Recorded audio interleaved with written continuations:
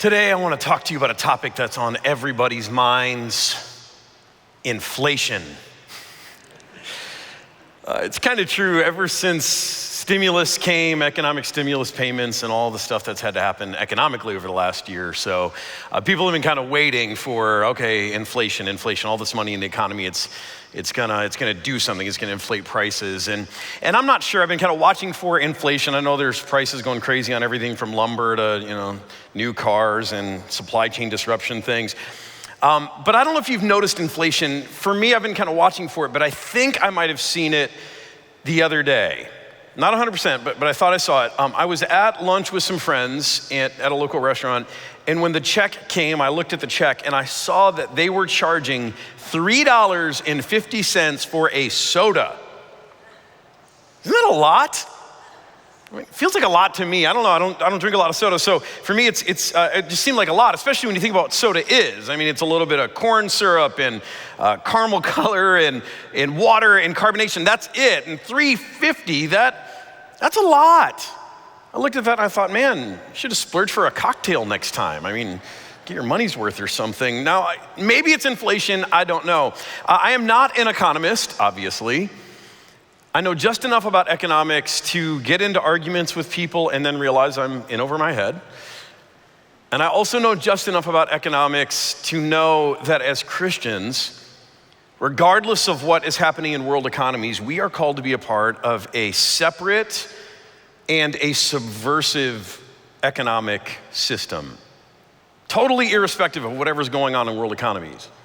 That's what I want to talk to you about today. I want to talk to you about God's economy. First, in God's economy, there are no losers, only winners. And this is different from every other world economy. I mean, how often have you heard, Jeff Bezos made how many billions during the pandemic, and the average American has suffered? Economies are all about winners and losers, and that's why regulators or tax policy tries to sort all that stuff out. But in God's economy, there are no losers, there are only winners. And that is because, first and foremost, God is the owner of everything. Now, maybe that's a hard thing for you to hear, that God is the owner of everything, but he is. He's the owner of everything on this planet, even the things that you think you own. God's actually the owner of those things. And if you don't like that, or if you want to challenge that, just go ahead and put God to the test.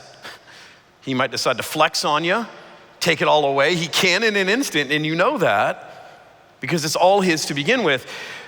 But not only is that true, here's the great thing. God has unlimited resources to use for our good. See, most economies are closed systems, right? There's only so many resources to go around, and so there have to be winners and losers. God's economy is not a closed system. God has all the resources in the universe at his disposal. Not only that, but God is a God who can create things out of nothing. It gives him a distinct, unique advantage to be able to supply for us without creating winners and losers. So that's the first thing you need to know about God's economy. There are no losers, only winners. Here's the second, that in God's economy, the most valuable things are accessible to all, to everyone. And again, this is the opposite of the way that most world economies work.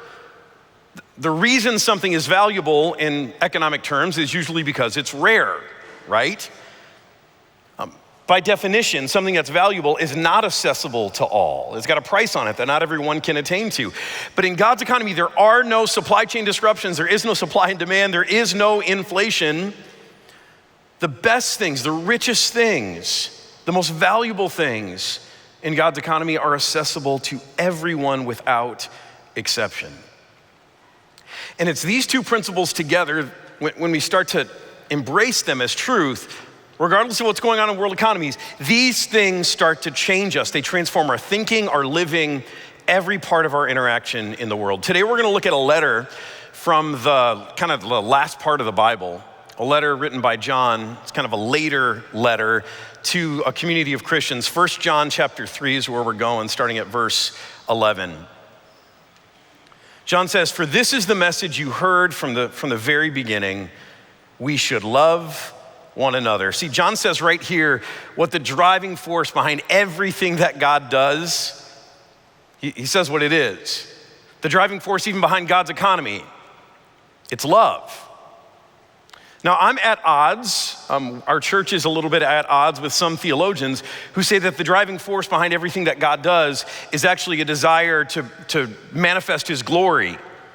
That's a big theological current in American Christianity.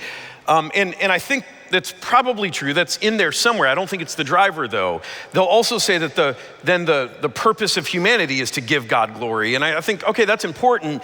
But it says right here from the beginning, John says from the beginning, the driver behind everything that God does is love. That's what exists in the beginning. That's what motivates all of God's action.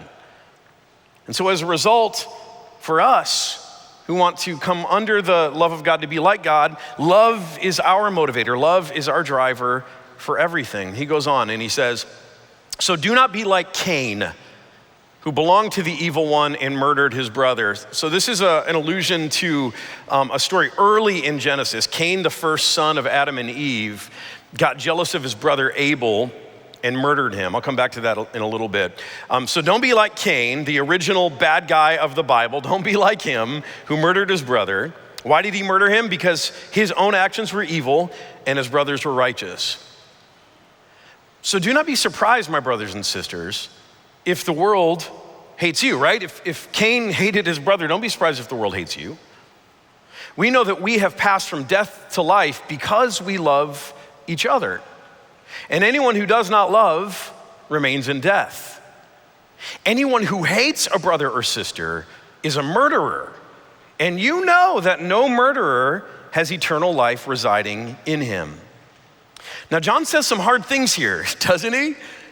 When he says, if you don't have love in your life, that means you're still remaining in death. And then he takes it a step further and he says, if you hate your brother or sister, then you are a murderer. And as we all know, he says, murderers have no eternal life living within them. So what's he saying here? That murderers are excluded from eternal life? They're not allowed to go to heaven? Is he saying that haters, they're the same as murderers, are haters also not allowed to go to heaven? Now, make no mistake that one of the ways that our world is stuck today, and not just today, but we've been stuck in this a long time, is this issue of hate. We can't seem to get past our sinful desire to hate one another, even when God calls us to love. There's so much hate in this world still.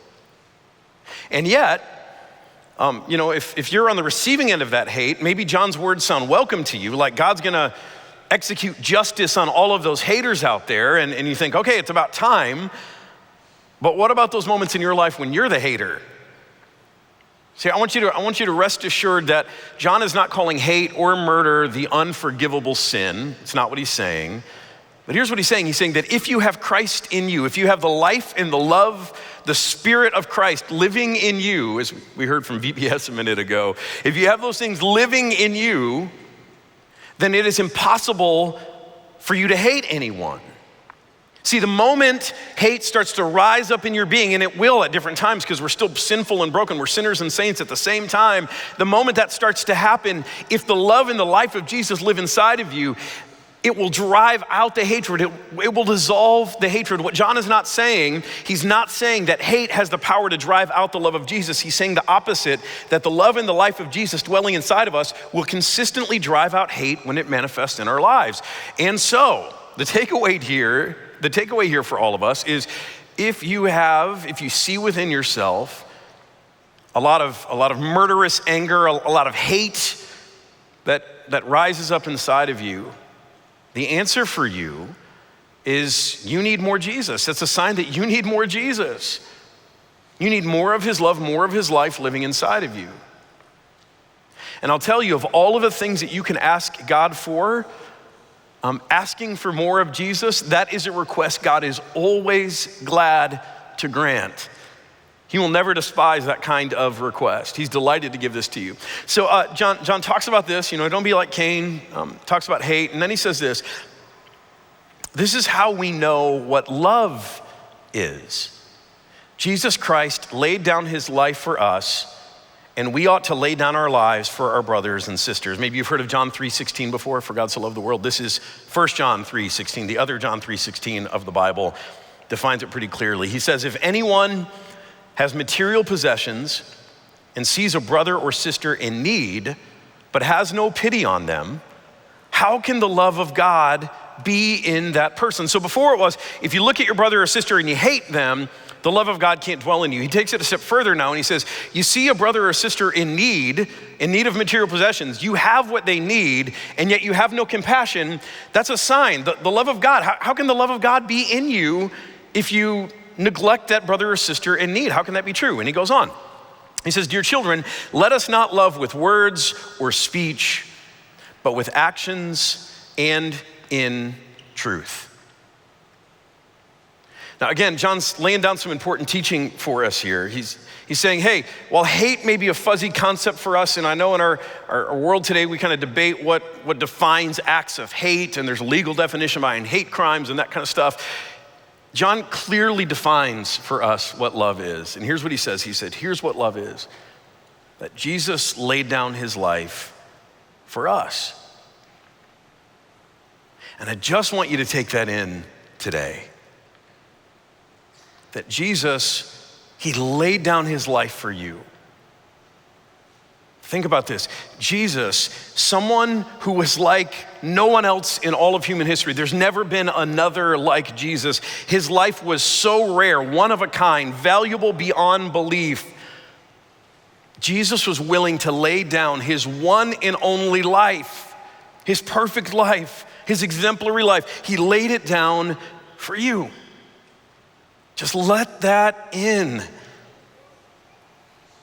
And yet here's what I know for some of you, it's hard to let that in because you've never believed for a minute that you were worthy or valuable of anything, let alone an act of generosity this great. I know for some of us, the moment we hear good news like this, it gets in about an inch deep and then we push it away because we're terrified that if we believe this is true, if we let ourselves believe this, if we let ourselves be caught up in this, it would only be a matter of time before someone comes along and exposes us in all of our unworthiness, and then we'll be devastated, right?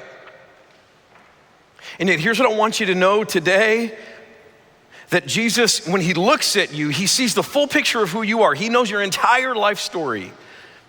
And he knows everything about you that is ugly, everything about you that is beautiful, everything that is bad and good inside of you. He sees it all. And yet when Jesus looks at you, he declares you to be worthy. He knows it all, and yet he says you're worth it. And here's how you can know that's true. That's not just preacher speak. The reality is grounded in the fact that Jesus, who had the most valuable thing the world had ever seen, his very life, he laid down that life in exchange for you.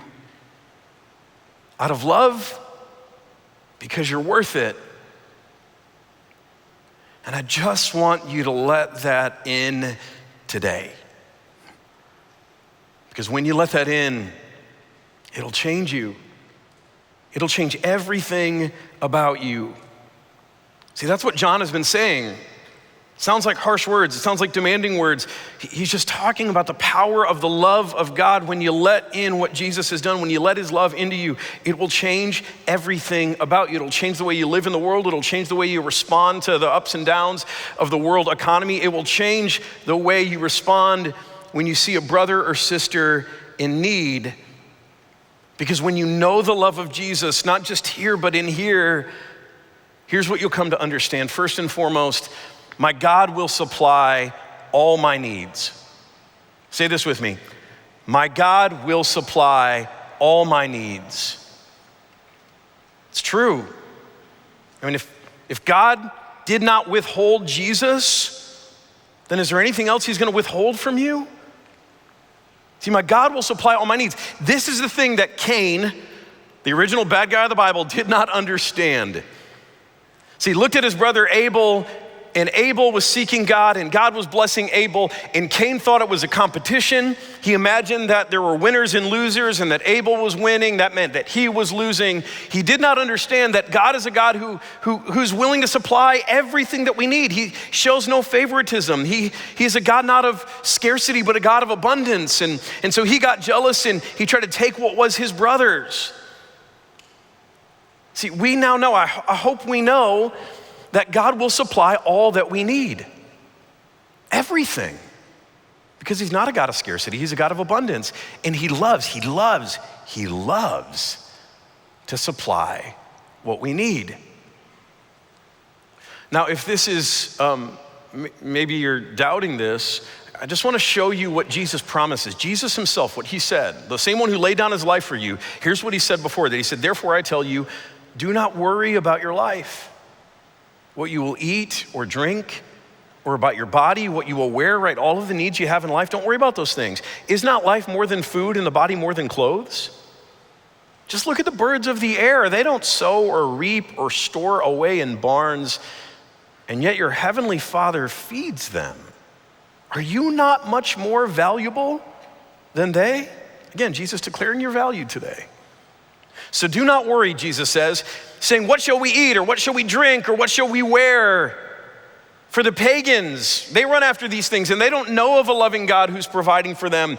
And yet you do. You know that your heavenly Father knows that you need those things. So instead, seek first his kingdom and his righteousness, right? Pursue him, and all of those other things, all of your needs will be taken care of as well. Now, we all know there's a difference between needs and wants. And we have to do work in our life to figure out what's really a need. God will supply my needs, maybe not all of my wants, but here's been my experience that God not only has always supplied all of my needs, but so often he goes above and beyond, and he also supplies my wants. My wife Jocelyn, she'll tell you that in our house, every time there's an expensive car repair or a car breaks and it's like a lot of money, or when a car dies, I have the exact same response every time. I say, hey baby, it's okay. I will just ride my bike. That's what I say every time. And she inevitably looks at me and says, oh yeah? How's it gonna go for you picking up kids from school on the back of your bike? And you're like, good point. So for me, cars are expensive. I don't like to spend money on cars. They stress me out. In my mind, cars are more wants than needs, and I'm not sure what they are. Living in the suburbs, it's kind of hard to survive without a car. People do it, but it's kind of hard when you're raising a family. So I'm not sure if it's a need or a want. Here's what I've seen, that God has supplied even that need or want. 5 years ago, my car got totaled. Not my fault. I'm an impeccable driver. You know that. It's true. It was not my fault. My car got totaled, and the insurance payout was just not enough to be able to get another car that would run. And that's so frustrating, right? You have a car that runs, it's kind of old, it's not worth a lot, but it runs great, and then it gets totaled, and then you like have this money from the insurance company. It's not enough to just get another car that runs. And for us, that was frustrating, but especially because 5 years ago, we were right at the point where we were rolling out our next initiative here at church. It was called Next, and it was about doing some stuff to this space and downstairs to our commons and outside to our plaza, and really just trying to advance this ministry as a beacon of light and hope in our community. And so Jocelyn and I, we had already been wrestling with Next, because part of Next was to lean in and to step up, to be more generous, to help us do more for the kingdom of God. And so we in our household had already wrestled through that, and we'd established a number that we believed that God wanted us to give so we could give more generously to help Next happen over a 2-year time span. So we already had that number in mind. We had already decided it. And then this car gets totaled, and what I'm getting from the insurance company will not enable us to get another car. And suddenly the numbers don't add up anymore. Because with the car payment, it's not gonna work for us to do the thing that we felt like God was prompting us to do here at church. And I'll tell you, for weeks, I had knots in my stomach about this, because I didn't know what to do. I didn't know how to handle this. I felt like God had led us to something, and then suddenly it just doesn't add up mathematically anymore. But God supplied, miraculously. And I'm not gonna give you all the details, because that'll just make you jealous, and we see what jealousy does, right? To Cain, I don't want that. But I will say this, that God supplied us a car that we could afford, a car that was like miraculously way better than the price we paid for it. And we got on a payment plan. We make our last payment on this car next month. I'm so excited. But that payment was just enough that we could still keep our commitment. We shuffled a few things around. We kept our commitment to God, to the church, to be generous, to meet the needs of the kingdom of God. God met our need. He took care of us miraculously. It was nothing short of miraculous. And it wasn't just that one thing, that one instance in my life with the car. God has done this again and again and again for us in our household. He's a God who always supplies our needs. And you don't have to be jealous about that. I used to wonder, like, oh, is this just because I'm a pastor? Is God taking special care of me? But I've heard enough stories, testimonies of other people who are striving to live generously, who repeat the same kind of thing. God shows no favoritism, the Bible says. God has no scarcity. He's a God of abundance. There are not losers and winners. There are only winners in God's economy, and he can do it for you. See, God loves to supply, and my God will supply all my needs. That's the first thing. The second thing I want you to know is the richest things in life are things I cannot buy for myself. Say this with me. The richest things in life are things I cannot buy for myself. Now, deep down, we already know this. Hobby Lobby taught us this, right? The best things in life aren't things. They're all over their plaques that you ironically have to buy. They're things, but you know what I mean. The richest things in life are the things I cannot buy for myself. They're the things that God alone can give me. Things like love, belonging, a sense of worthiness. Things like purpose, a life of meaning. God alone can give you not just, great experiences, wonderful vacations, but it's God alone who can break into your everyday life and inspire you with moments of awe and wonder. God alone can cultivate rich relationships in your life, life-giving relationships. He's the giver of people. God alone is the one who can give you peace of soul. And the longer you live, here's what you'll discover. You'll realize that you cannot put a price on those things, the things I just mentioned. And you'll also realize this, that even if you have all of the money in the world, if you lack those things, life is not worth living. Just roll out the slideshow of all of the celebrity examples, right? And you see, when you take these two things together, they change us. They change, the way we live in the world, the way we interact with others. They change the way we respond when we see the needs of a brother or sister. So when we see someone in material need or we see needs within the kingdom of God, our response isn't, well, that's not my problem. I've got my own things to take care of. Our response isn't, hey, you bum, get a job. Our response is to live generously. See, to get our world out of our stuckness, the hate, the scarcity, the only response is for the people of God to go first and to live generously. Now here's what I've noticed about generous living. I'm just noticing this, that it's looked different for me, generous living, in the first half of my life from the second half of my life. And I offer this observation humbly, knowing that I'm only a few years into the second half of my life. Hopefully, I'm only a few years in. I want to live longer, that's the point of that. Here's my observation. For about the first 40 years of my life, my economic pursuit has been primarily a pursuit to find financial stability. Right? I think that's a lot of us. We start off our lives and we're trying to build to a place of some level of financial stability. And that's been my story for the first 40 years of my life, just trying to get to a place of financial stability. I want to be a good provider for my family. I believe that's a godly priority.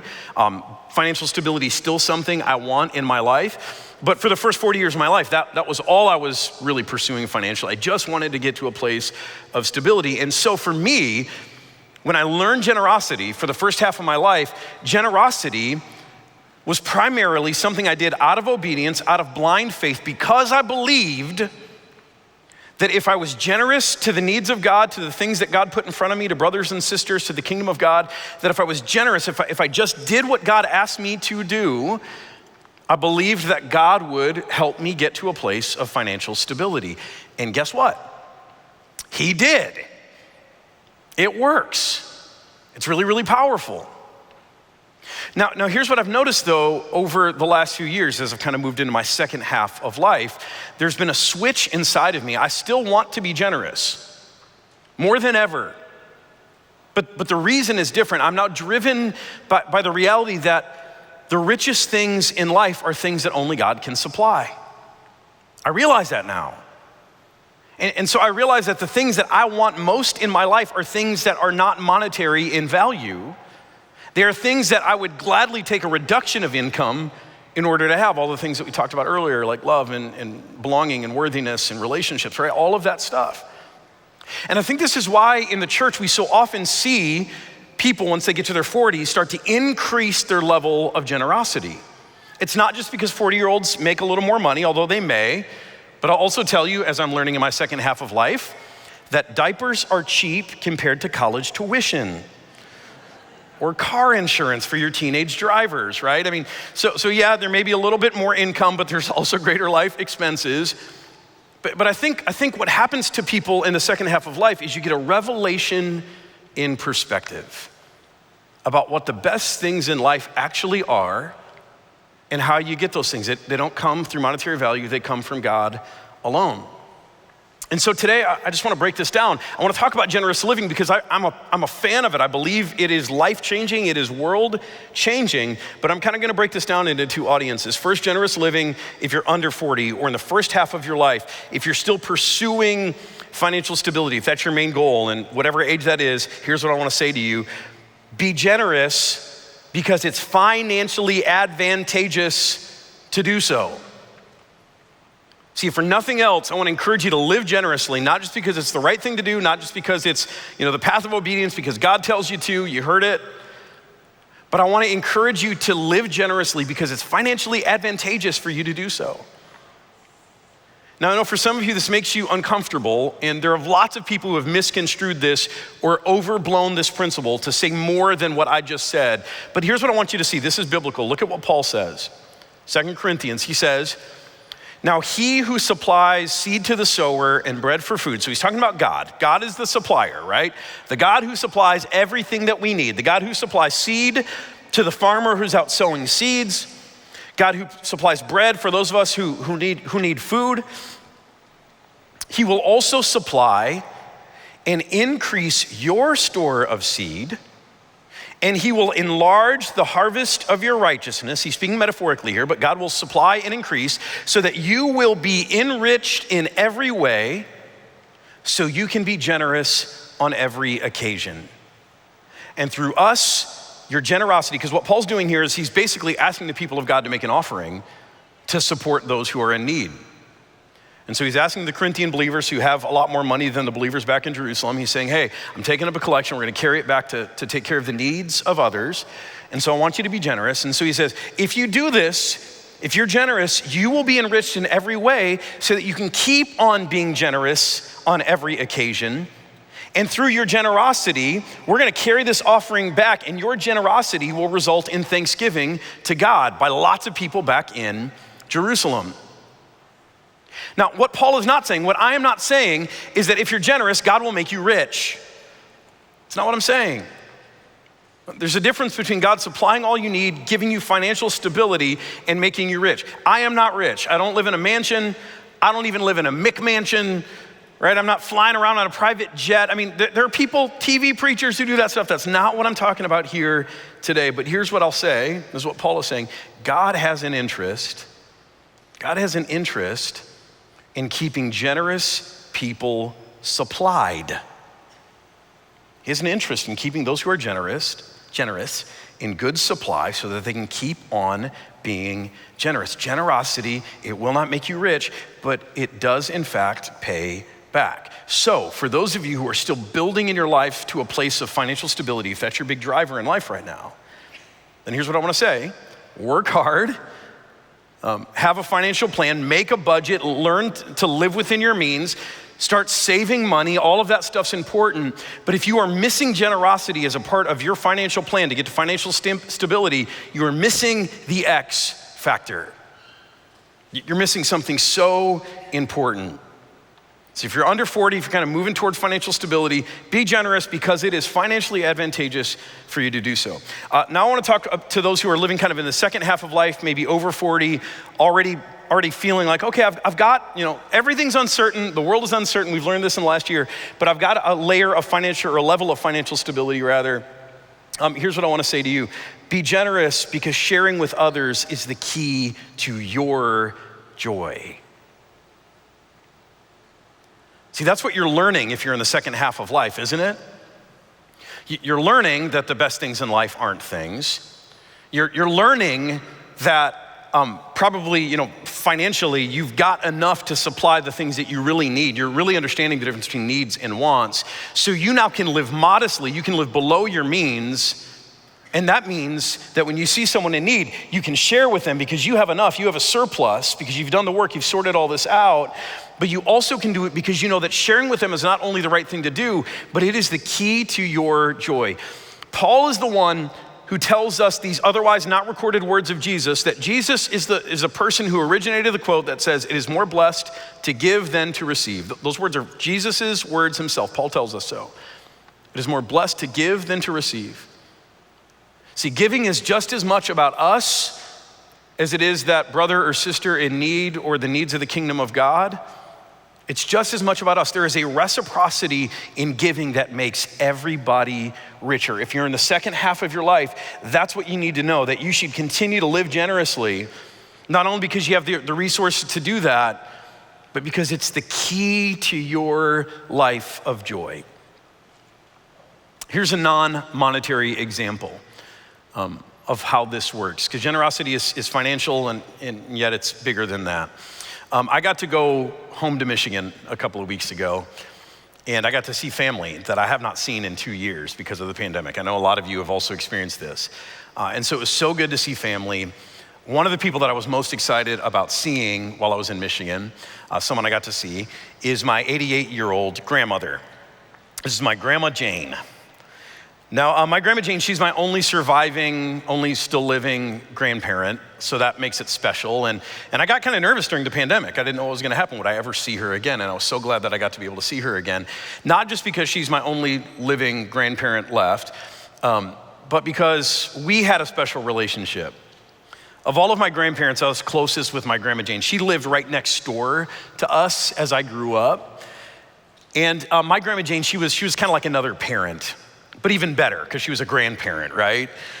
So she was right next door. She was that place of refuge, that place where when things got a little chaotic at home, I could just go over to her house and she was steady and easygoing. She had a jar full of M&Ms that I could get into anytime I wanted. She was a place of unconditional love, of safety. She was so generous with us. I loved being able to go to her house. And it wasn't just that. It wasn't just that she was a place of refuge for us when I was growing up, me and my sisters. But she also was someone who inspired me. I remember this, sitting in a church pew with my Grandma Jane. I was probably 4 years old. And I remember her leaning over to me and saying, Dion, you could make a great pastor someday. And I remember just listening to my grandma and going, my Grandma Jane, a year or two later, held up the newspaper and she showed me kind of like the local newspaper with all of the local schools' valedictorians. And she said, Dion, you're a really smart kid. You could be the valedictorian of your class someday. And if you do, you'll get a lot of money for college. I'd never heard that word before, valedictorian, but she put that into my mind, and her words became strangely prophetic over my life. She made a huge impact on me. And so I was so glad that I got to see her again and that she's healthy and she's filled with joy. It was just such a blessing. And so I got home and I was thinking about that, and I sent her a text message and I just let her know all that. The things I just told you, I just let her know that about the powerful influence she had on my life, how important she was to my life, to my upbringing, how pivotal she was. Because I figure, even though she's heard this stuff from me before, that's probably stuff that you can't have repeated too often in life, right? So I sent her that, and she responded, of course, with a thank you, and then we had some exchange back and forth. But then she said this. She said, LOL, we were talking about something. She said, LOL, thank you for saving me. You kids were also my salvation from a screwed up life. And I just got this text from her. This just happened this last week. And this was new for me, a whole new perspective. Because my entire life, I've had this deep gratitude to my Grandma Jane because I was this kid in need and she showed up.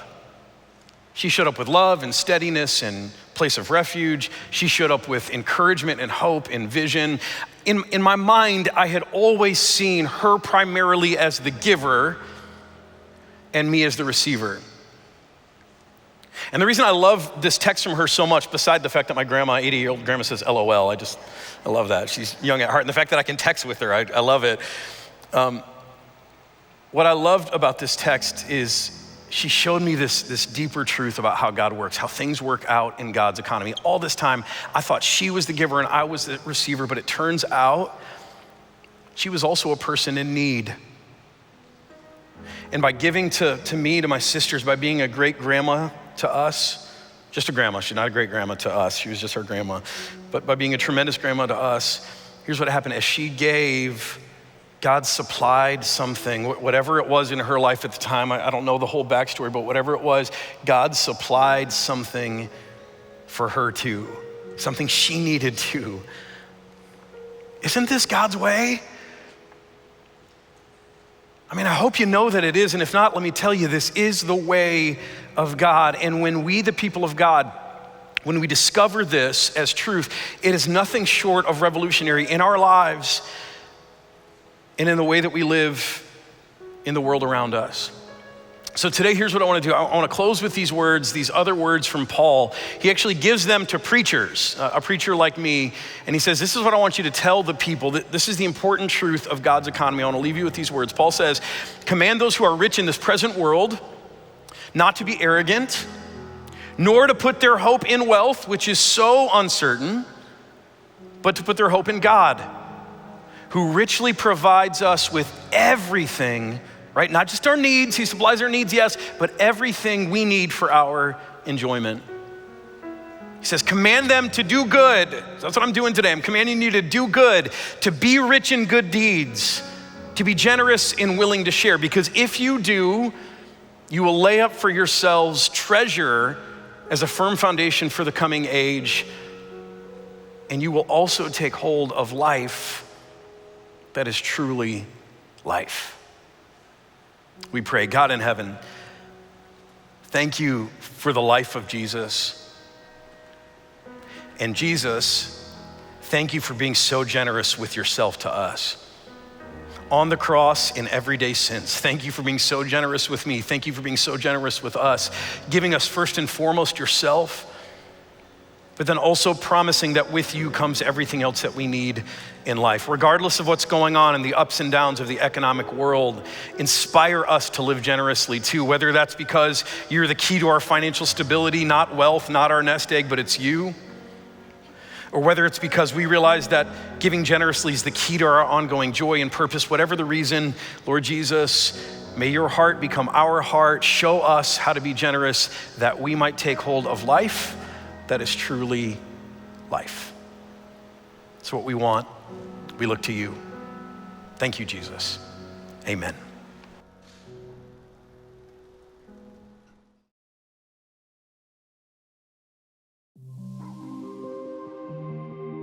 Thank you so much for joining us for our live stream today, and thank you for being a part of our online Pathfinder community. If you're new here or you just want to learn more about our church, you can visit our website, pathfinderstl.org. And while you're there, you can also find our message podcasts. This is such a great resource for you to be able to listen to previous messages and stay up to date on what we are talking about here at Pathfinder. So whether you're out running errands, out on a jog, out with your family, you can listen to message podcasts by visiting our website, pathfinderstl.org. Before you go, if you felt some kind of impact from today's message, you can comment on today's video. You can also like it or share. Something as simple as doing any of those things can help us boost our community. But we also just want to hear from you. So if you felt some kind of impact from today's service, we would love to hear from you in the comments. We hope you have a great week. Thank you for joining us today.